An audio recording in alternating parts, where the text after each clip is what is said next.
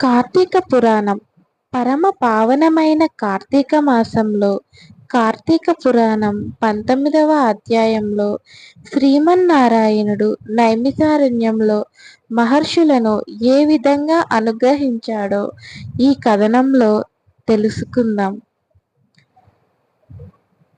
శ్రీహరిని స్తుతించిన జ్ఞానసిద్ధుడు వశిష్ఠుడి జనకునితో నైమిసారణ్యమునకు శ్రీహరి వెళ్ళడం దగ్గర ఆపిన కథను తిరిగి ప్రారంభిస్తూ ఈ విధంగా చెప్పసాగాడు.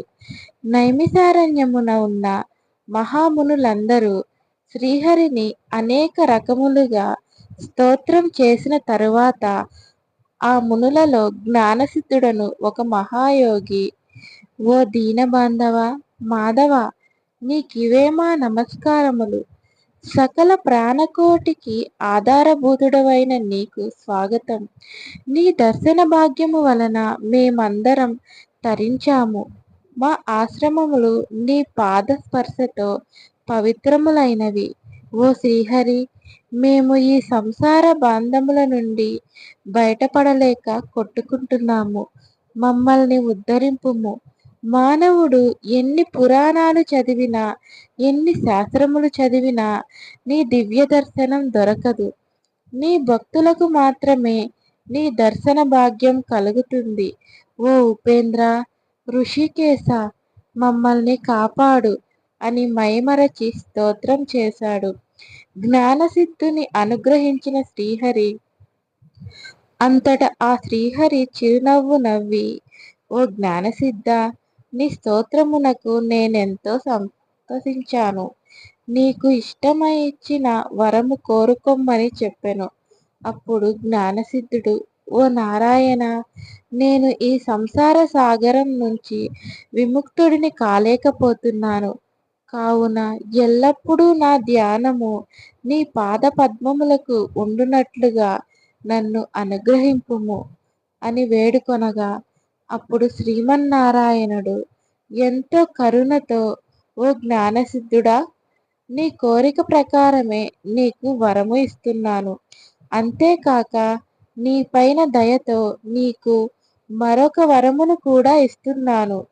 చతుర్మాసం మహత్యం అదేమిటంటే, ఈ లోకమున మానవులు దురాచారులైన అనేక పాపకర్మలు చేస్తున్నారు. అటువంటి వారు పాపములు పోవటానికి నేను ఒక వ్రతమును కల్పించుచున్నాను. ఆ వ్రతమును సకల జనులు ఆచరించవచ్చును. శ్రద్ధగా వినుము అని చెప్పసాగెను. నేను ఆషాఢ శుద్ధ ఏకాదశి రోజున లక్ష్మీదేవితో కలిసి పాలసముద్రంపై శేషపాన్పుపై పవలిస్తాను. తిరిగి కార్తీక శుద్ధ ద్వాదశి రోజున యోగ నిద్ర నుంచి మేల్కొంటాను. కావున ఈ 4 నెలలకు చతుర్మాసమని పేరు. ఈ చతుర్మాసంలో ఆచరించు చాతుర్మాస వ్రతము నాకెంతో ప్రీతికరము. ఈ వ్రతము ఎవరు భక్తి శ్రద్ధలతో ఆచరిస్తారో వారి సకల పాపములు పోయి మరణానంతరము నా సన్నిధికి చేరుకుంటారు. ఈ వ్రతమునకు నియమాలుగా మొదటి మాసంలో కూరలు, రెండవ మాసంలో పెరుగు, మూడవ మాసంలో పాలు, 4వ మాసంలో పప్పు దినుసులను భుజించరాదు. నా భక్తుల యొక్క నిగ్రహ నిష్టను, నా యందు వారికి గల భక్తిని పరీక్షించడానికి నేను యోగ నిద్రావస్థలో ఉండి వారికి ఇట్టి నియమాలను విధించాను.